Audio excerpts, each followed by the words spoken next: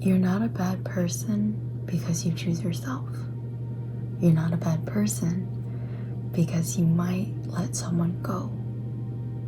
You're not a bad person because you realize you've lost yourself, so then that you're trying to find yourself again.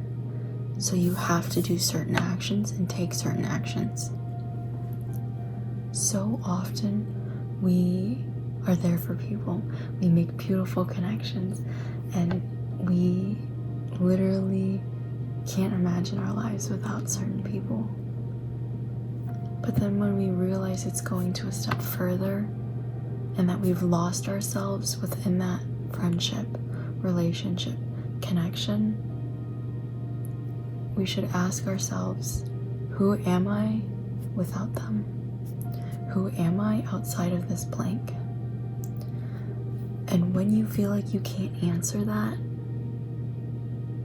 that's when the tough choices need to be made.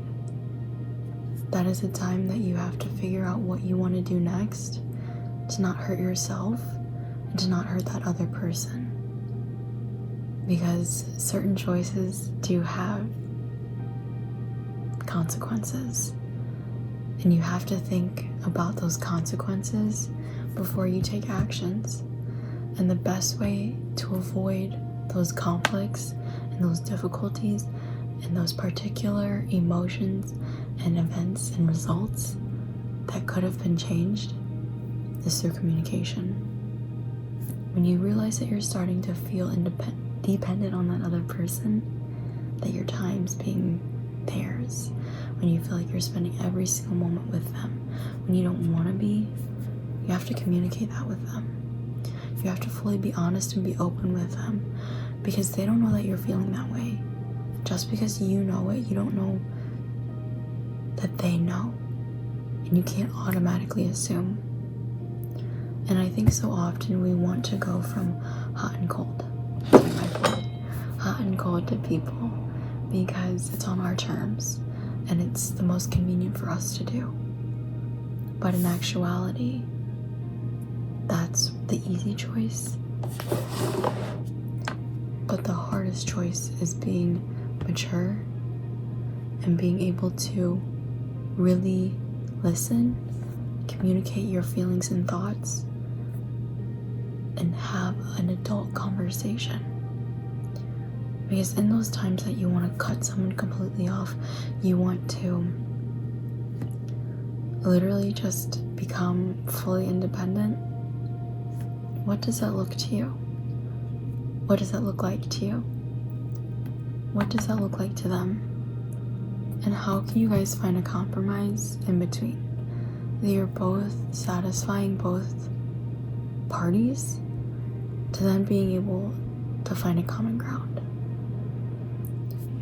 We need to remember who we are, but we also need to remember who they are, and that they also have feelings and they have thoughts, and it's not just about you.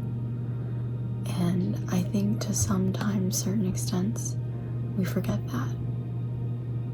that we think about what do I need, what do I need, what do I need, and then we forget, how do my wants, needs, and desires affect that other person, and how much are they giving when you can't give? And it's hard because you feel like you're giving so much in your weekend, in your day, and in your month, and in your time, that you feel like it's just another thing on your plate, and the fastest thing that you can get off your plate is another person as a responsibility. And that's hard. And it's so hard to realize that another human being in a relationship, in a friendship, is not a task. It might feel like a task to you because you're so busy during your day. But honestly, who would you be without them?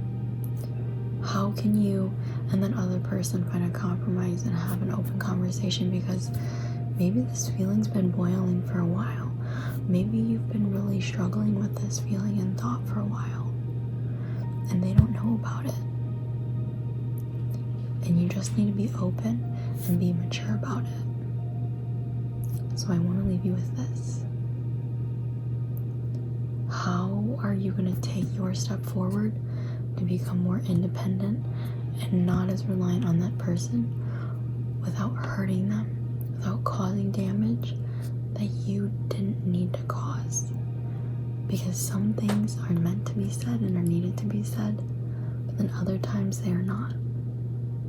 So choose wisely the words that you use. Food for thought.